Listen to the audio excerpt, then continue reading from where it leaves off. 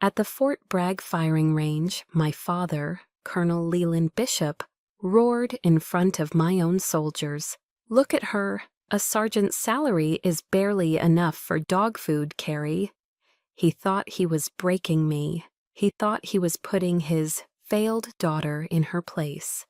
What he didn't know was that I was already silently investigating the criminal conspiracy that he was running. A conspiracy that was selling out the lives of his own men for profit. This is the story of how I used the skills he despised to destroy the empire he built on lies. My name is Carrie Ann. I'm 35 years old, a sergeant first class in the United States Army, and at this moment I was standing in what felt like the seventh circle of hell. It wasn't just the oppressive, wet blanket heat of a North Carolina summer pressing down on firing lane 7 at McKellar's Lodge. It was the hostile silence that felt even more suffocating. A bead of sweat traced a cold path down my spine, but it had nothing to do with the temperature. From the periphery, I could feel the sideways glances, hear the low, venomous whispers that coiled through the humid air. "That's Colonel Bishop's daughter," one voice murmured, just loud enough for me to catch. "Bet she got a free pass," another added. My hand tightened on the grip of my M4 rifle, my fingers finding their familiar places on the cool, worn metal. I focused on my breathing. In for 4, hold for 4, out for 4. A rhythm drilled into me until it was as involuntary as my own heartbeat. It was a shield. They knew nothing about me. They didn't see the faint, silvery line of a scar that peeked out from under the collar of my uniform, a permanent souvenir from a place that doesn't officially exist on any map. They didn't know about the nights spent staring at ceilings in countries whose names they couldn't pronounce, the bone-deep weariness that never quite leaves you. They saw only a name, a legacy, an appendage. And then they saw him. My father, retired Colonel Leland Bishop, was striding toward the firing line with the unshakable self-assurance of a god descending from his private Olympus. He was a titan here at Fort Bragg, a living legend whose stories were told with reverence in the officers' club. His posture was perfect, his silver hair immaculate, his presence so immense it seemed to suck the very air out of the space around him. In his world, there were officers, and then there was everyone else. I knew without a shadow of a doubt which category he placed me in. He was the sun, and I was just a disappointing shadow he was forced to cast. He didn't bother to lower his voice. The performance was the point. "Carrie Ann," he began, a cruel smirk playing on his lips. It was the same smirk that used to make my stomach clench into a tight, fearful knot when I was a child. "I hear you're still playing this little soldier game of yours." The words hung in the air, each one a perfectly aimed shot. He gestured vaguely at my uniform, a look of profound disappointment etched onto his features. "Tell me," he continued, his voice dripping with condescension, "how's a sergeant's salary treating you? Is it enough for dog food these days, or are you still coasting on my name to get by?" My jaw tightened, but I didn't speak. He wasn't finished. He turned, his gaze sweeping over a handful of young privates who were watching the exchange with wide, intimidated eyes. His voice dropped into a booming, authoritative register, the one he used for delivering orders. "Take a good look, men," he commanded, pointing a finger directly at me, at his own daughter. A perfect textbook example of wasted potential. She had a slot at West Point waiting for her. She could have been an officer, a leader with a real future. Instead, she chose this. He paused for dramatic effect, letting the disgust saturate his final words. She chose to be an enlisted grunt. The world went silent. The pop-pop-pop of distant gunfire seemed to vanish. All I could hear was a low, humming roar inside my own ears. A hot, scalding wave of shame washed up the back of my neck, more searing than the relentless Carolina sun. Every eye on the range was on me now, 100 pairs of them, all waiting for the tears, for the angry retort, for me to shatter into a million pieces right there on the dusty ground. They were about to be disappointed. One of my first instructors, a man whose face I can no longer remember, but whose words are etched into my soul, once told me, "The quieter you become, the more you are able to hear." In this deafening silence, I could hear everything. I didn't give my father another glance. I turned my back on him and faced the target. Inhale, exhale. Discipline is a fortress. It was the only home I'd ever truly had. I raised the M4 to my shoulder, the stock settling into the familiar groove. The weight was comforting, the cold metal a steadying presence. My world narrowed to the front sight post and the distant black circle 100 meters away. 5 shots. The sound was clean, dry, and brutally final. Crack, crack, crack, crack, crack. 5 explosions ripping through the strained silence. 5 holes appearing in the paper target, so close together they looked like a single ragged tear in the center of the bullseye. A different kind of silence fell over the range now, one of shocked, grudging respect. Slowly I lowered my weapon, placed it on the bench, and turned to face my father. My eyes were as cold and hard as the steel I had just commanded. He was staring at the target, his mouth slightly agape. For a single, glorious second, the mask of the great Colonel Bishop was gone, replaced by pure, unfiltered shock. He recovered quickly, clearing his throat and turning away with a dismissive huff. But I saw it, just for a flicker. It was the unmistakable glint of unease. And in that moment, as I stood there in the suffocating heat, a decision formed in the quietest, coldest part of my mind. This game he loved to play, the one where I was always the loser, I was going to end it. That night, sleep was a foreign country. Back in my small Spartan apartment in Fayetteville, the 4 walls seemed to press in. I methodically field-stripped my M4 on the worn rug, the familiar clicks of metal, a futile attempt to impose order on the chaos roaring in my mind. The image of my father's face at the firing range, that mask of arrogant disgust, was seared onto the inside of my eyelids. Every time I closed them, the phantom feeling of the cold rifle dissolved, replaced by the crisp feel of a different piece of paper from a different lifetime. The memory pulled me back 17 years to the day I got my acceptance letter from UNC Chapel Hill. I was 18, and the world was a promise. I remember running home from the mailbox, the thick cream-colored envelope clutched in my hand like a gold medal. The iconic Carolina blue letterhead felt like a ticket to a new universe. I burst through the front door of our large, stately house, a home that always felt more like a museum than a place people lived. The air was thick with the scent of lemon polish, old leather, and my father's authority. He was in his study, the heart of his empire. He sat behind a massive mahogany desk, a heavy glass of amber bourbon sweating onto a leather coaster. The setting sun cast long shadows across the built-in bookshelves filled with military histories and legal texts. He was a king in his castle, and I was a subject presenting a tribute.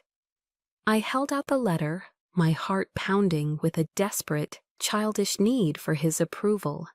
He took it, his eyes scanning the words without a flicker of emotion. The silence stretched, broken only by the clink of ice as he swirled his drink. Finally he looked up, his gaze devoid of warmth. "Good," he said, the word clipped. "What's the major? Law, business? You'll need a respectable degree for officer candidate school." I took a deep breath. "I'm going to enlist first, Dad," I said, my voice brighter than I felt. "I want to serve, like you." The change was instantaneous. A steel door slammed down behind his eyes. He set the bourbon glass down on the desk with a sharp thud. His face hardened. "Foolish," he hissed, the word a blade. "I served so that you wouldn't have to. I didn't raise you, didn't invest in you, to have you throw it all away to be an enlisted grunt." "I can still go to college after," I pleaded. "The GI Bill, I can—" He wasn't listening. He cut me off, pulling open a drawer. He produced a leather-bound checkbook from a private bank. "This," he said, his voice dropping to an icy tone, "is your college fund. Your mother and I have contributed to it since you were born. It was intended for a future officer, a lawyer, someone of status." He stared directly at me. Not for someone choosing to abandon their future. My breath hitched. In front of my eyes, he uncapped a fountain pen, wrote out a check for the full staggering amount, and then, with deliberate cruelty, he tore it into 4 precise pieces.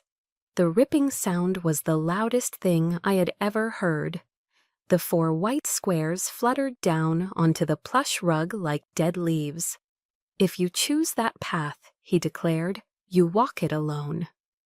I looked desperately toward the doorway, where my mother stood. She had been watching the entire exchange. She met my pleading gaze for a heartbreaking moment, then just gave a small, almost imperceptible shake of her head before looking away. Her silent complicity was a second, deeper betrayal. That night, I packed a single duffel bag. I walked it alone. His contempt wasn't a one-time event. It was the legacy he gave me.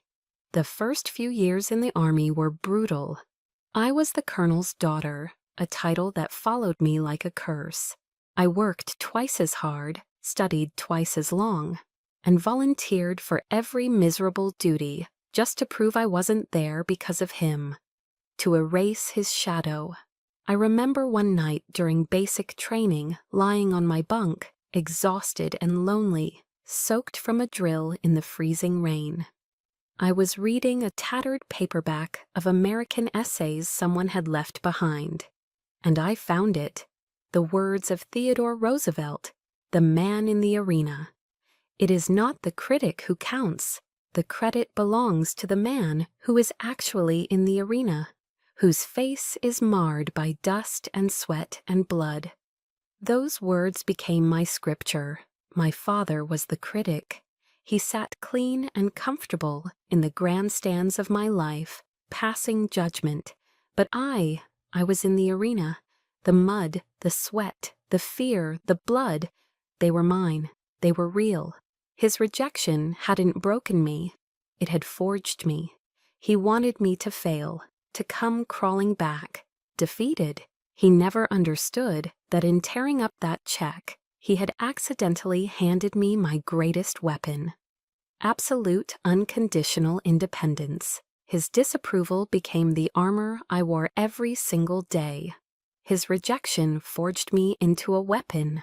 So now, with this armor, what must I do to face him in the present?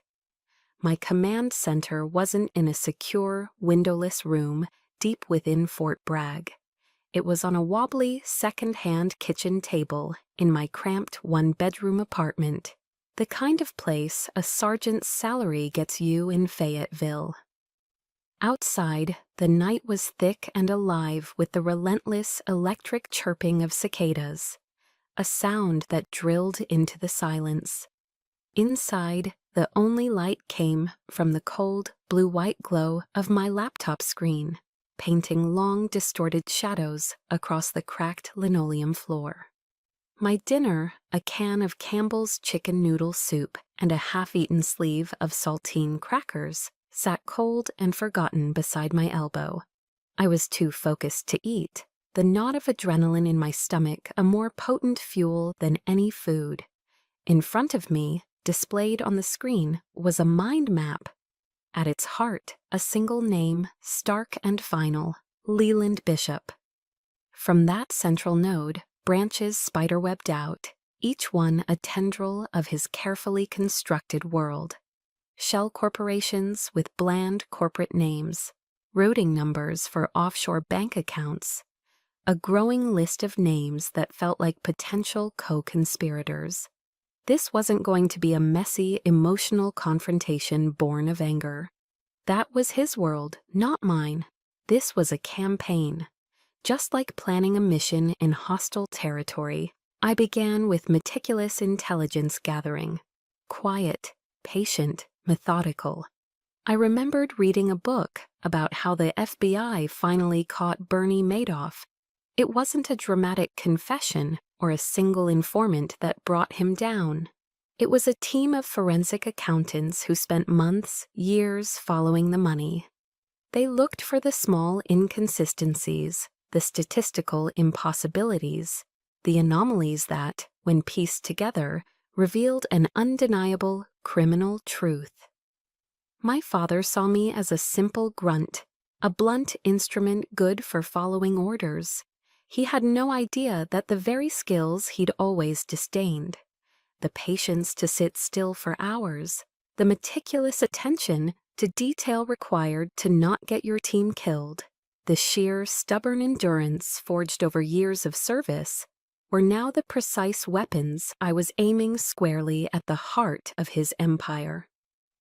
While he was likely enjoying a 12-ounce steak and a glass of expensive Cabernet at some exclusive restaurant, I was here, dining on lukewarm soup and plotting his fall from grace. A week later, I found my first real thread. I was at the Coffee Scene, a popular off-base spot where soldiers came to decompress, the air thick with the smell of burnt coffee and cheap cologne. Over the constant hiss of the espresso machine, I overheard two non-commissioned officers from the training cadre complaining. They were griping about a newly minted lieutenant, a guy whose land navigation skills were so abysmal, as one of them put it, he could get lost in the damn PX parking lot. The other NCO snorted into his latte. Tell me about it. How'd a guy like that even make it through the Q course? I heard he graduated with honors. Honors! Can you believe it? That's when the name hit me, a small bell ringing in the back of my mind. Sterling, I knew Sterling, son of some Texas oil tycoon with a bottomless bank account.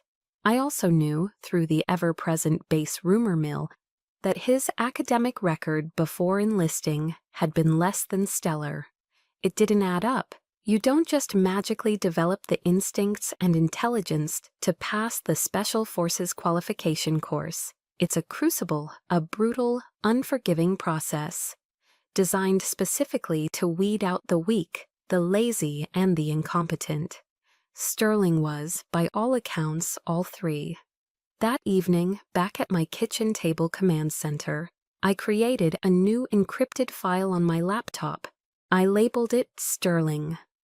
Using the security clearance that was one of the few benefits of my job, I began to dig into his publicly available training records.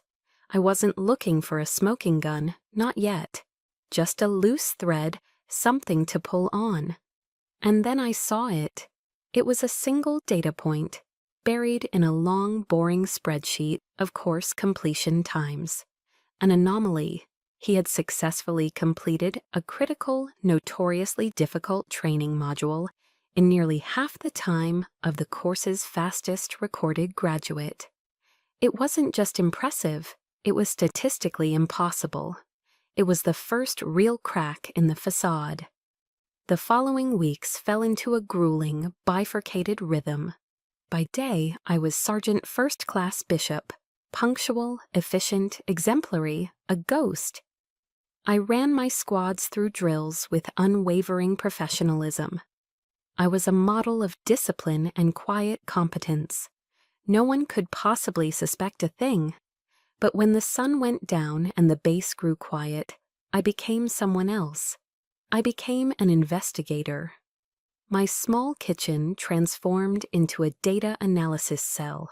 Night after night, fueled by bitter, instant coffee, I cross-referenced names, dates, and figures.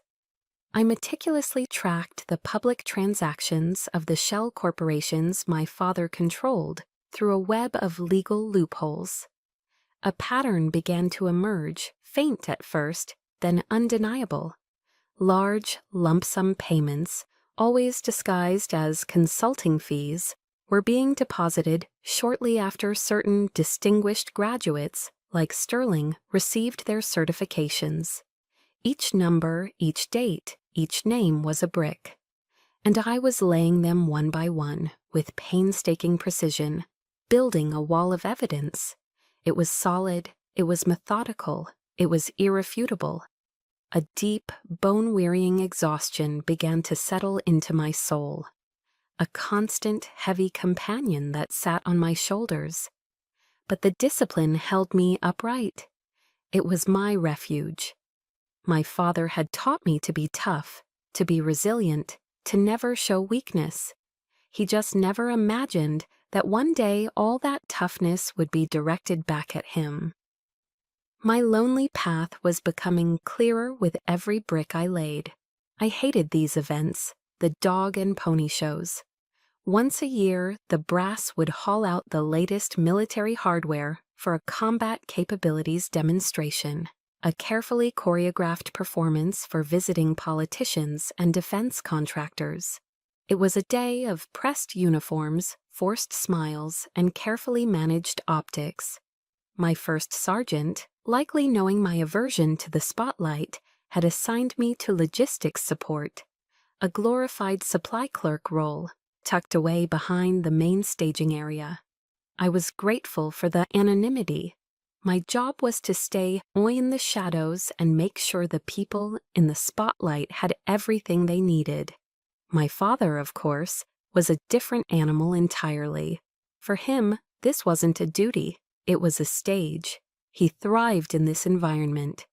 Dressed in an impeccably tailored dark suit that probably cost more than my last 2 paychecks combined, he moved through the crowd of dignitaries like a peacock, his perfectly coiffed silver hair catching the sunlight.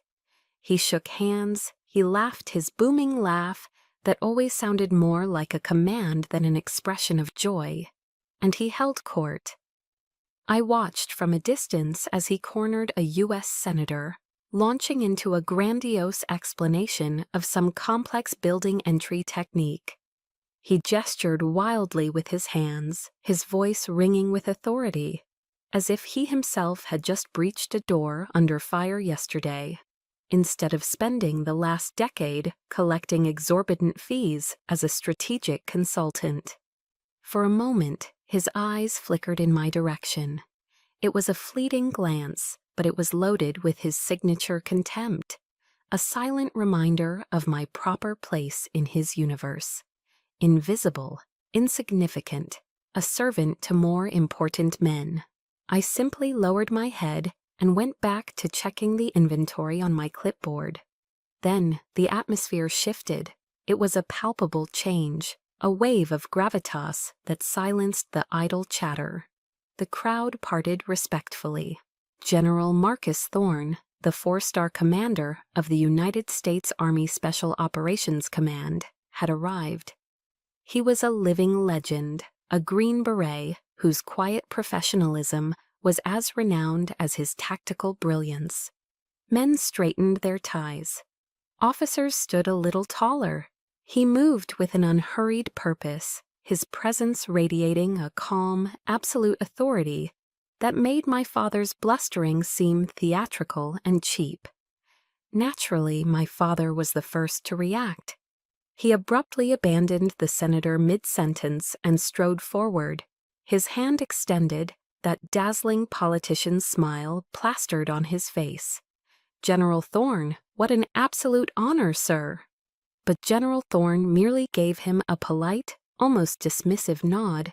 His gaze, sharp and analytical, swept past my father, scanning the entire area with an intensity that missed nothing. He was taking in the whole scene, not just the performance at its center. And then his eyes stopped.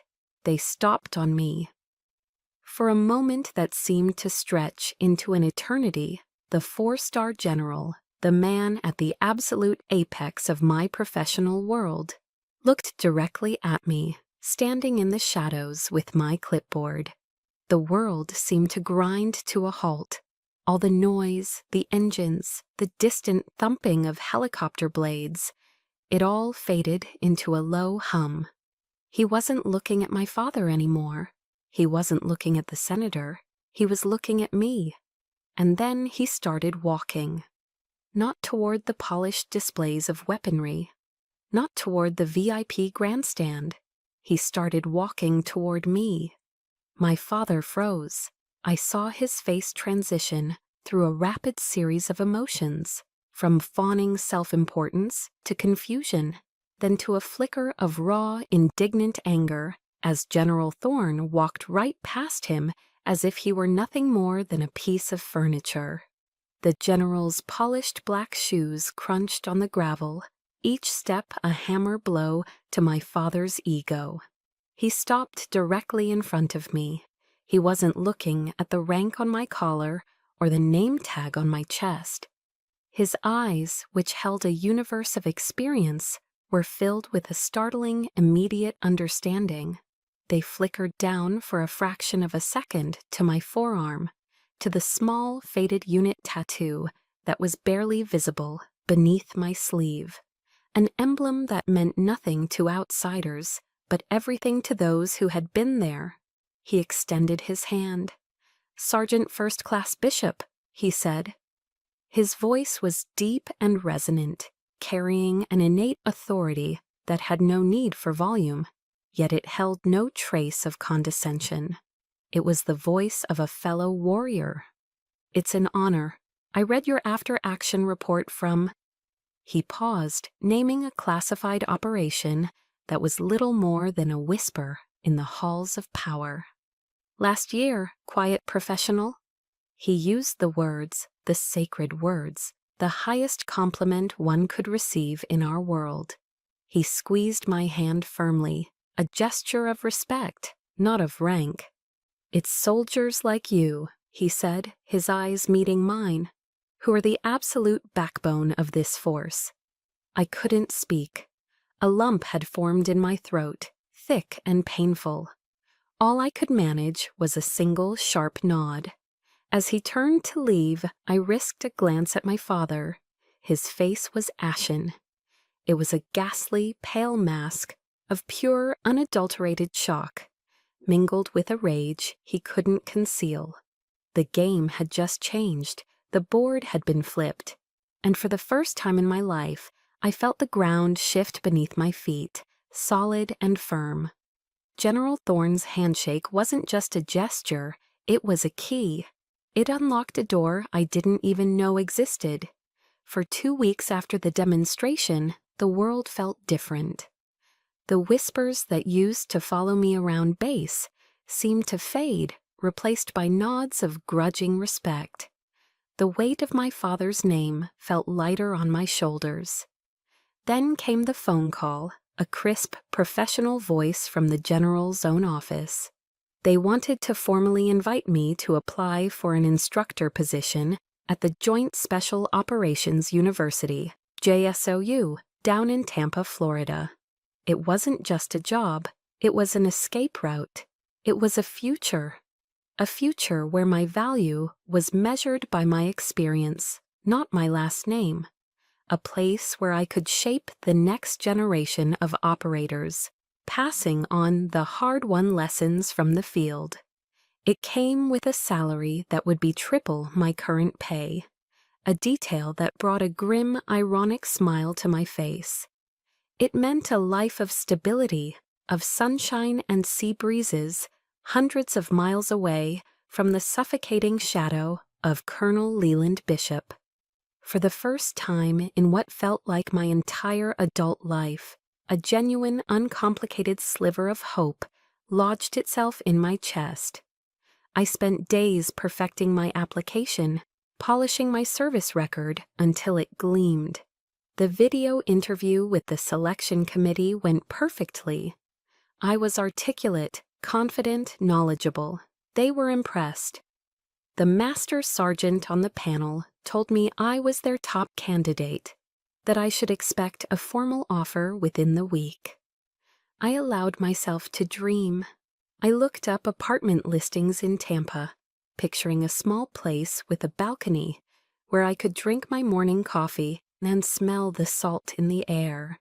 I imagined a life where my worth was validated by a signed contract and a steady paycheck, not by a fleeting, desperate search for approval that never came.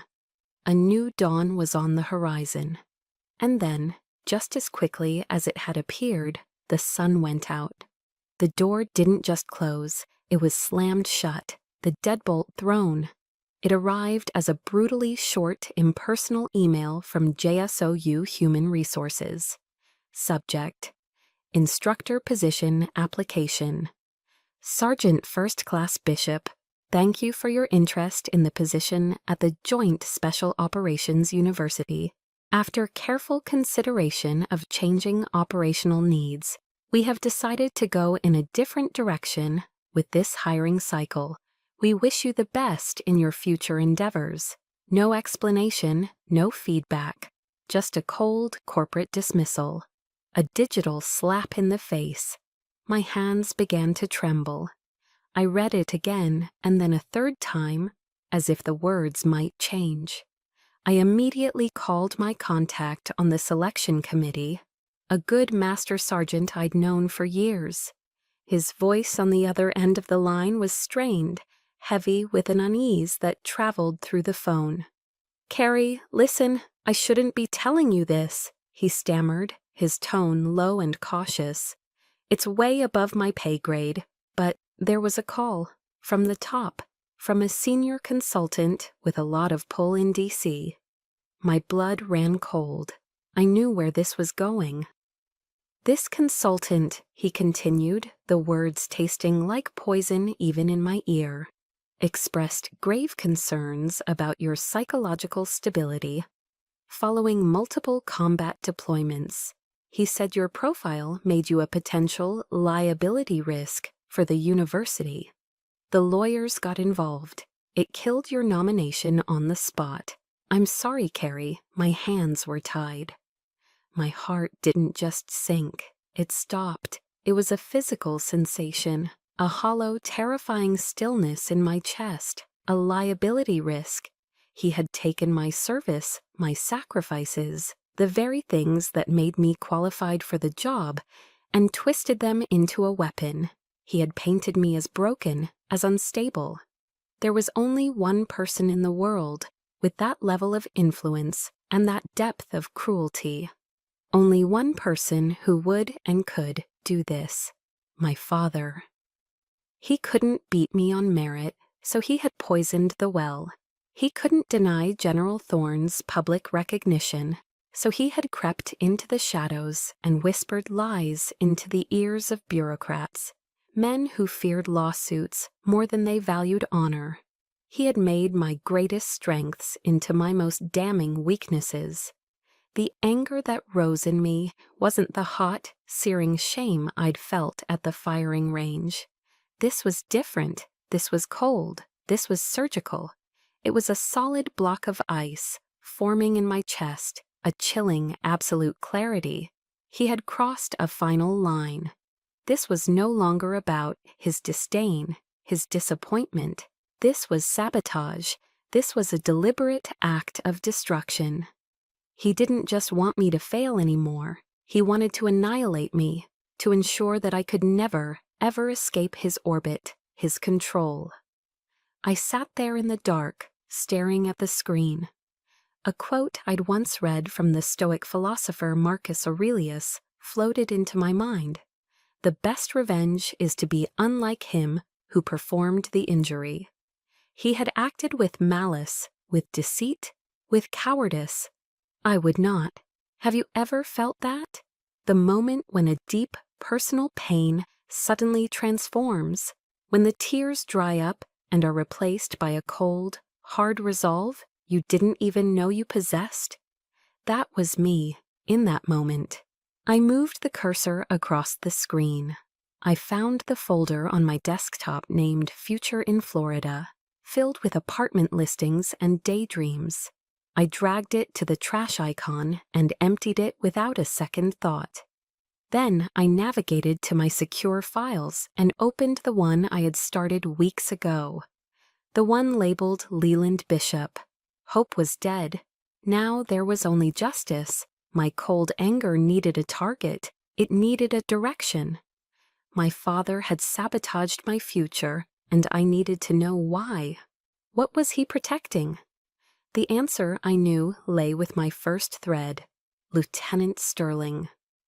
Why would a man like my father, a man obsessed with military prestige, go to such lengths to protect an incompetent officer? Why was he so afraid of me getting a position at JSOU, a place where, as an instructor, I might have cause to review training programs and spot weaknesses? The questions burned through me, erasing any thought of sleep. I stayed up all night, the only light in my world, the pale glow of the laptop.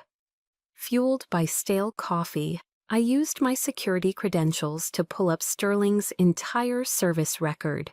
I wasn't just looking for financial fraud anymore. I was looking for the consequences, the human cost.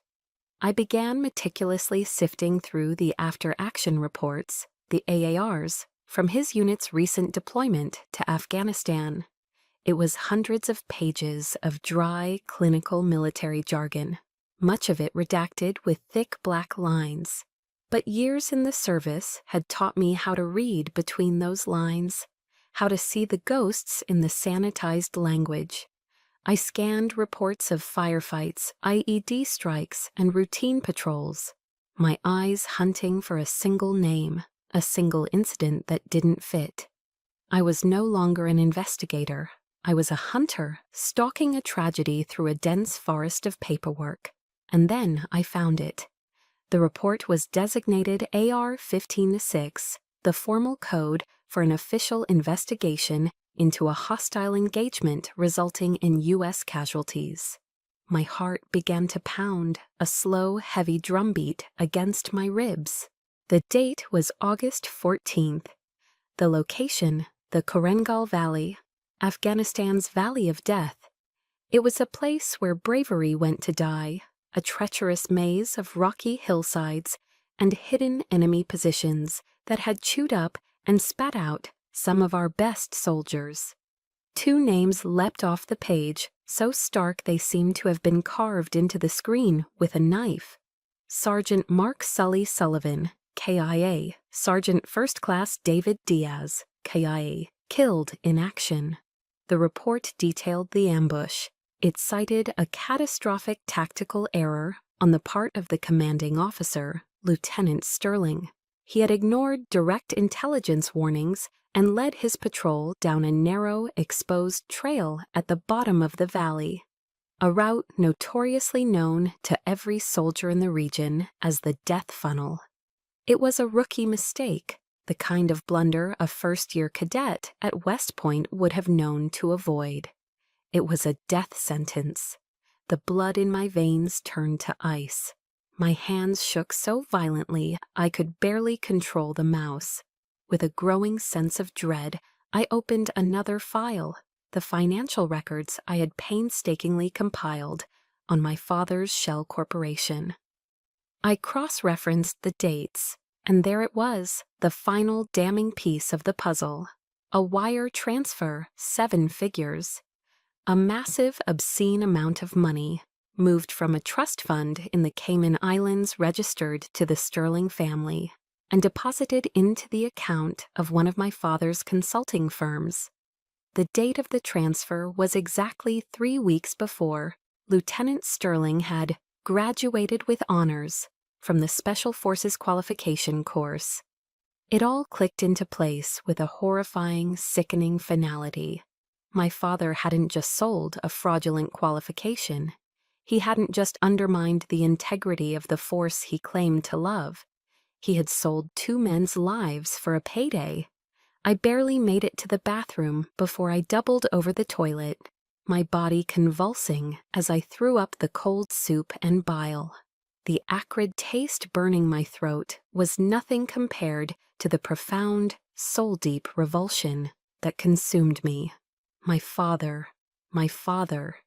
He had sold a piece of paper, a meaningless certificate, and the price had been paid in the blood of Sully and Diaz. I knew them. I'd had beers with Sully at a grimy bar just off base, listening to him talk about the fishing boat he was going to buy when he got home.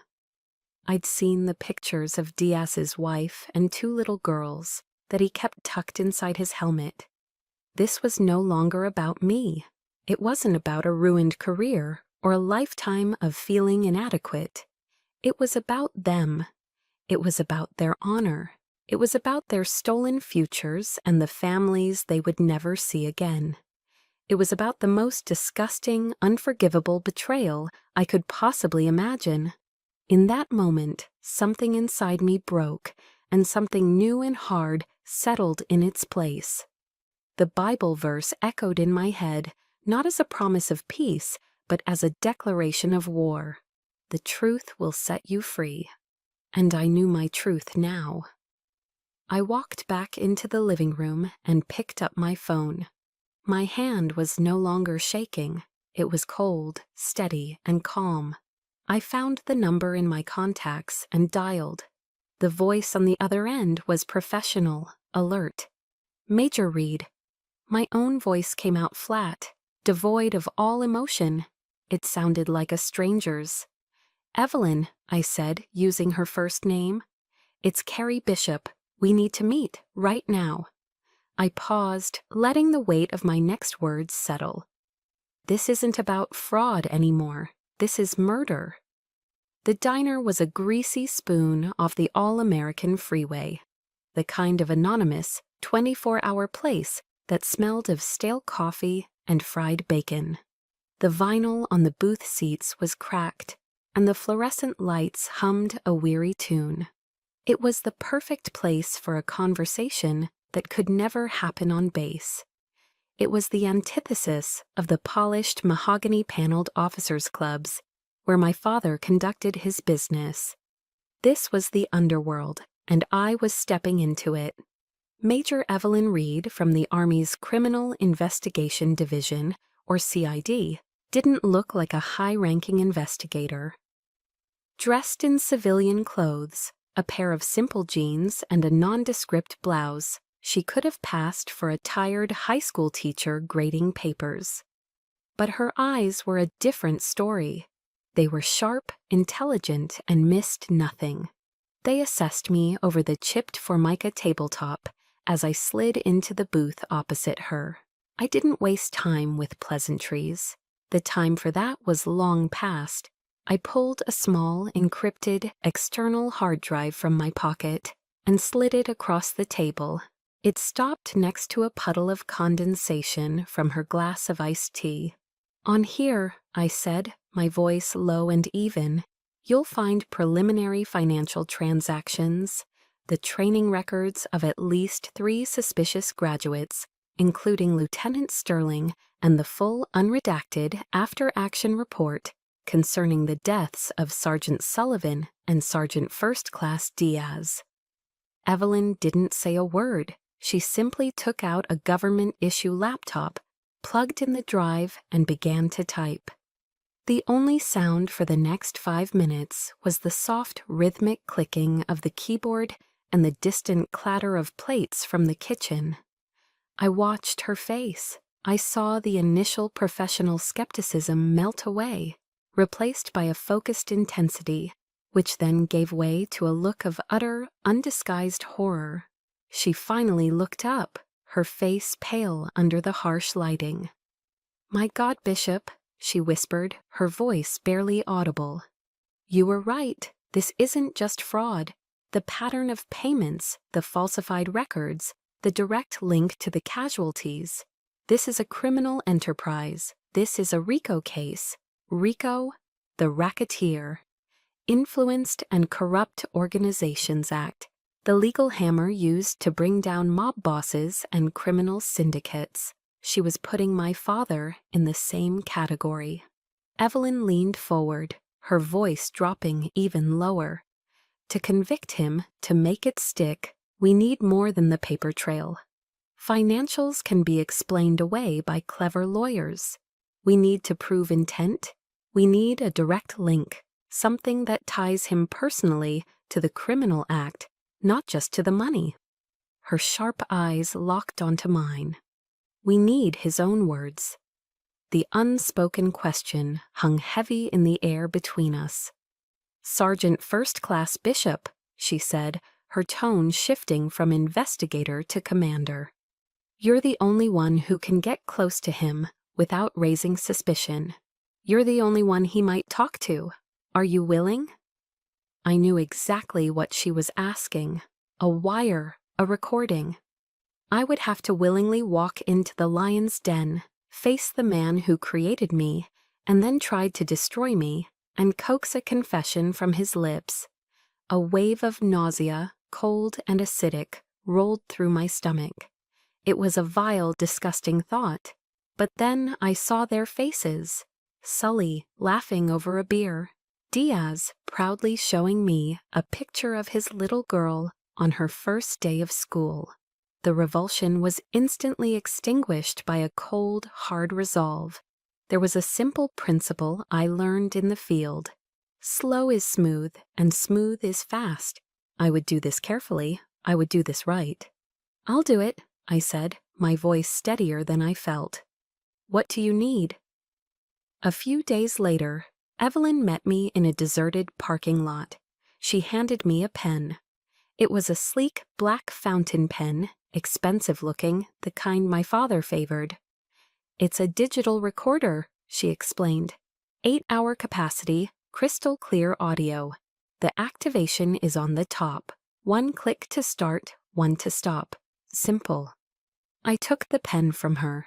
It felt heavier than any weapon I had ever carried. My M4 was designed to take a life to protect others.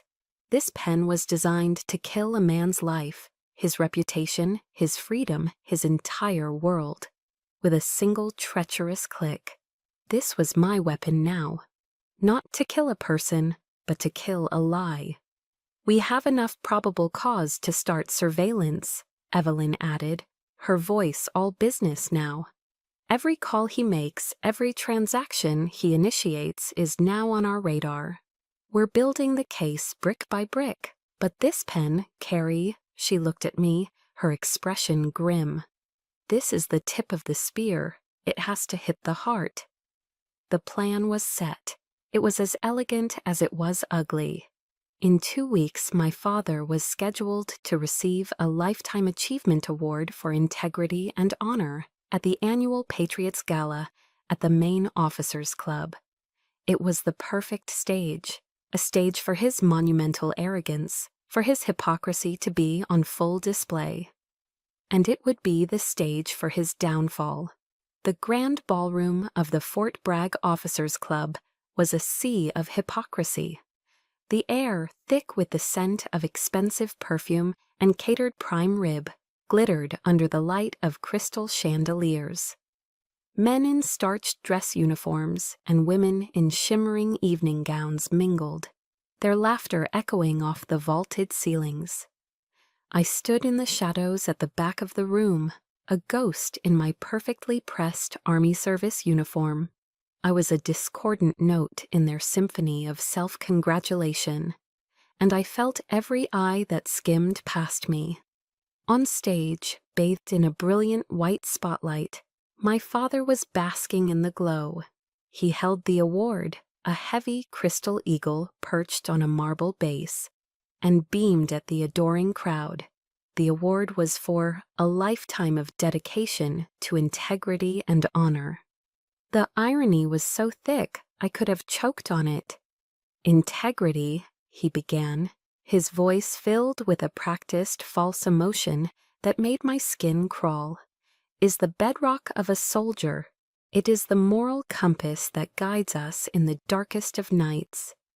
The audience, a collection of some of the most powerful people on the East Coast, hung on his every word. Honor, he continued, placing a hand over his heart, is not a commodity to be bought or sold. I almost laughed out loud. In the pocket of my uniform jacket, my fingers found the cool, smooth surface of the pen. With a soft, nearly inaudible click, I activated it for the last time, just to be sure. The recording from a few hours prior was secure. I had gone to his office under the guise of offering a daughter's congratulations, of wanting to finally make peace. The bait was simple, an appeal to his ego, and he had taken it, hook, line, and sinker. The sterling situation, his recorded voice, smug and condescending, echoed in my memory. The kid's an idiot, but his father pays his bills on time. It's how the world works, Carrie Ann. You should learn that. Now here he was, preaching about honor. The room erupted in thunderous applause. My cue. As the clapping began to subside, I started to walk. It wasn't a march. It was a slow, deliberate, and perfectly paced advance. Not too fast, not too slow. Each step was measured, the rhythmic tap of my low-quarter dress shoes on the polished floor like the ticking of a time bomb. The room began to fall silent as heads turned. Conversations faltered. A ripple of confusion spread through the crowd as I moved from the shadows into the light. On stage, my father paused mid-sentence, his smile tightening. He squinted into the crowd, annoyance flashing across his face before he quickly masked it. "Ah," he said, forcing a chuckle, trying to reclaim control of the room. "My daughter, Sergeant First Class Carrie Bishop. It seems she's come to share in this wonderful moment." I ignored him. I ignored the hundreds of stares, the whispers that started to bubble up. I reached the front of the stage but didn't stop. I ascended the 3 short steps, my eyes locked on a single point. I wasn't looking at him. I was looking directly at General Marcus Thorne, who sat in the seat of honor at the head table on the stage. My heart hammered against my ribs, a frantic bird trapped in a cage. But my legs were steady, my hands were still. I was a weapon on a set trajectory. I stopped directly in front of the 4-star general's seat. A new silence fell over the ballroom, this one absolute. It was so quiet, I imagined I could hear the fizz of champagne bubbles in the glasses on the tables. I didn't say a word. I simply reached into my pocket and placed 2 items on the white linen tablecloth in front of the lectern: the black fountain pen and my personal cell phone.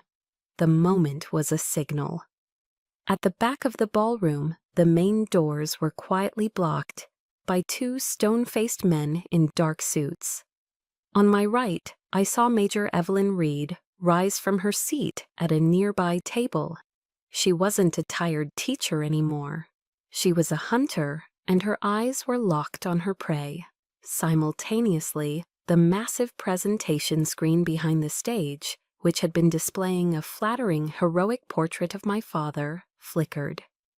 His image was replaced by the simple, stark user interface of an audio playback application. I chanced a look at General Thorne. His face was a complex mask of grim understanding and profound disappointment. He looked at me, then at the pen, and then he gave a single, almost imperceptible nod. It was all the authorization I needed. With my phone, I hit play. The connection was wireless.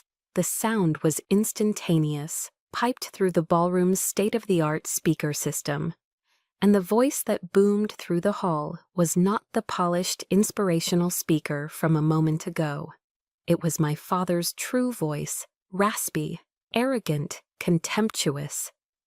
The sterling situation, the kid's an idiot, but his father pays his bills on time. It's how the world works, Carrie Ann. You should learn that.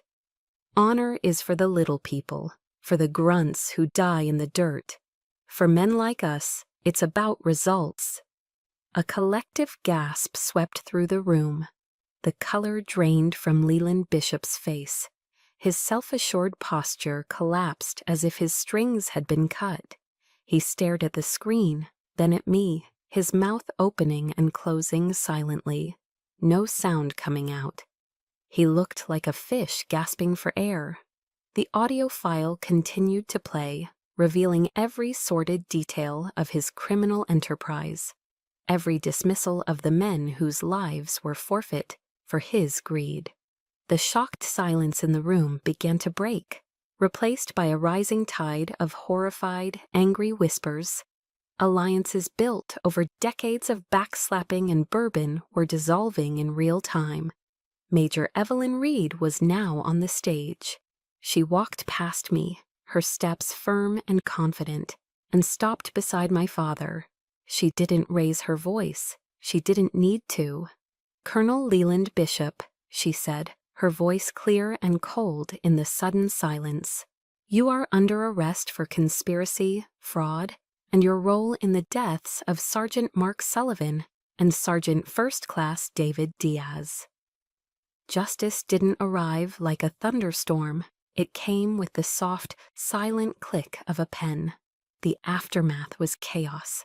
A controlled, military-grade chaos, but chaos nonetheless. As my father, his face a vacant, lifeless mask, was led away in handcuffs by the CID agents, the glittering crowd parted before him like the Red Sea before Moses. The friends, the business partners, the sycophants who had been clapping for him just minutes earlier, now actively avoided his gaze, turning their backs, suddenly fascinated by their own shoes. I saw the wives of prominent officers subtly tugging their husbands away, creating distance, quarantining themselves from the stench of his disgrace. An empire built on lies had crumbled to dust in the space of a single audio recording. General Thorne remained on the stage, his face carved from granite, issuing quiet orders to the military police who were now securing the ballroom. But I barely heard him. I just stood there, a statue in my dress uniform, watching the man who was my father being escorted out of his own life. The high-octane adrenaline that had fueled my every action for the past hour drained away, leaving a hollow, cavernous emptiness in its wake. I had expected to feel triumphant, vindicated, a surge of righteous satisfaction, but I felt none of it. There was no joy, no thrill of victory. There was only a profound, aching void. That man, as monstrous as he had become, was still the one who had taught me how to tie my shoes on the front porch of our old house. The truth had been set free, as the saying goes. But I was learning that freeing the truth can leave a wound of its own. After the ballroom was cleared and the last of the gawking staff had been dismissed, General Thorne found me in a small, empty conference room backstage. He didn't say much. He just walked over and placed a heavy, comforting hand on my shoulder. "You did a very difficult thing tonight, Sergeant First Class," he said, his deep voice resonating in the quiet room. "But it was the right thing. You defended the honor of this force more than any award ever could." His words were a balm, a validation I had craved for years, but they couldn't fill the void inside me. They were a bandage on a wound that was far too deep. Major Evelyn Reed joined us a moment later, her demeanor all professional efficiency. "We have everything we need, Bishop," she stated, her tone crisp. "He confessed to everything on that recording. This case is going in the textbooks. You did good." Everyone kept telling me I did good. They saw a successful operation, a criminal brought to justice, a corrupt network dismantled. I felt like the sole survivor of a bloody battle.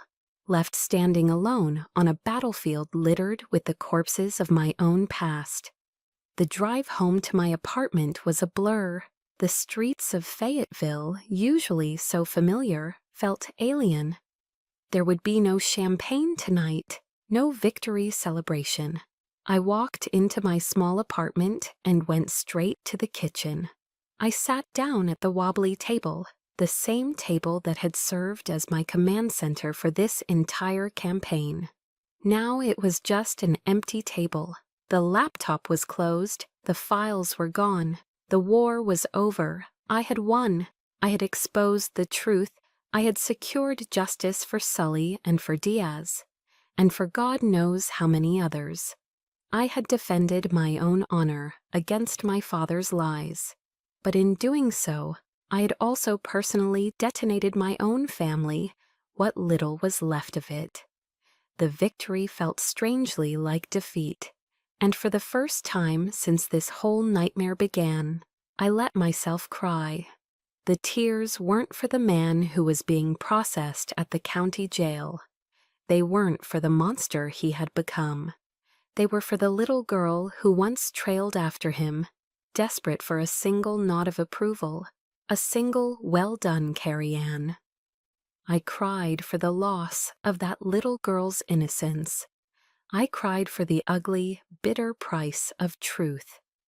I sat there in the dark for a long time, the silent tears tracing paths down my cheeks, and when they finally stopped and the deep, shuddering breaths subsided, a quiet certainty settled over me.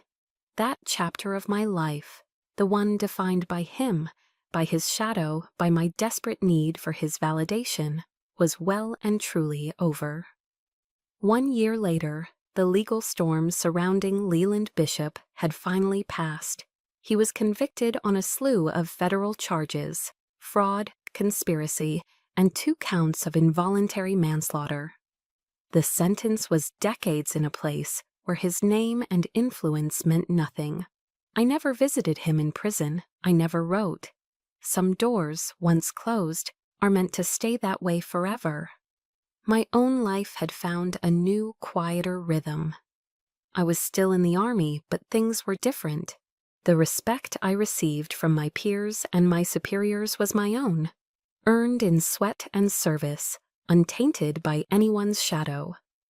I had officially accepted the instructor position at the Joint Special Operations University. My transfer papers were signed, and I was moving to Tampa next month. The Florida apartment I had once dreamed of was now a reality. But this afternoon, I was in a different kind of place. A playground on Fort Bragg, filled with the bright, chaotic sounds of children's laughter. It was a weekly event for Gold Star families, a support program for the spouses and children of soldiers who had been killed in action. I was helping a quiet 8-year-old boy with serious brown eyes, the son of a fallen infantryman, master a particularly tricky knot. His name was Leo. He was struggling with a bowline, his small fingers fumbling with the rope.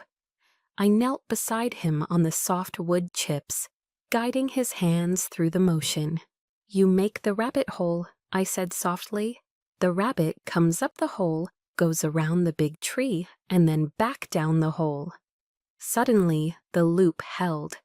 His face lit up with a brilliant, triumphant smile. "Whoa, how are you so good at that, Miss Carrie?"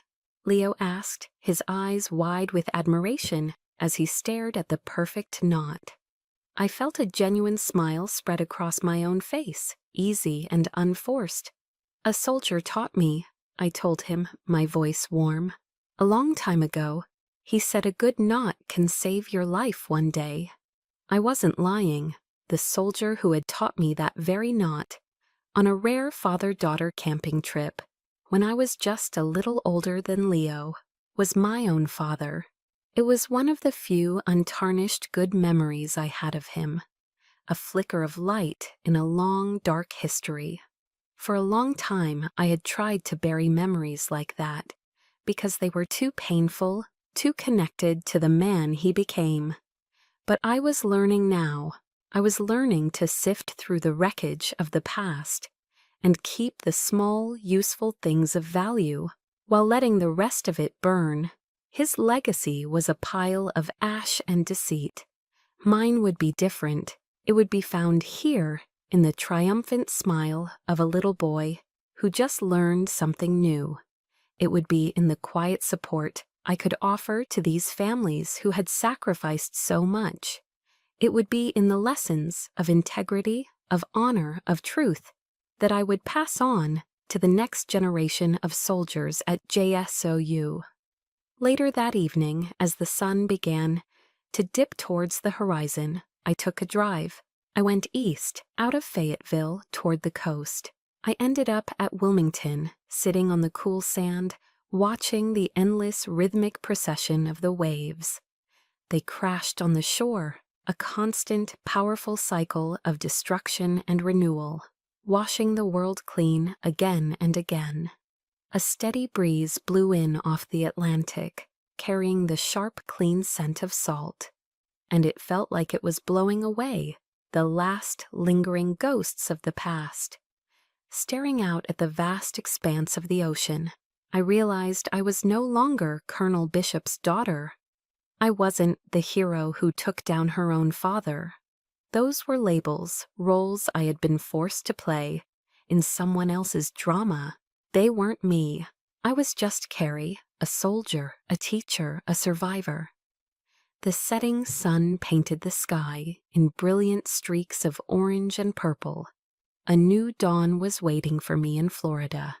I didn't know exactly what it would bring, but for the first time in my life, I felt a deep, unshakable certainty. The path ahead was mine to chart. The orders were my own. I am the master of my fate. I am the captain of my soul. My journey to this beach, to this moment of peace, was long and lonely. But as I share this, I know I'm not truly alone. I know so many of you have walked your own difficult paths, fighting silent battles to reclaim your own soul. This space, this channel, is where stories like ours find a voice and prove that strength is real. If my journey resonated with you, please subscribe to be part of this community. Share this story with someone who needs to hear they are not alone. And in the comments below, tell me, what was the first step you took toward your own self-made dawn? I'll be reading.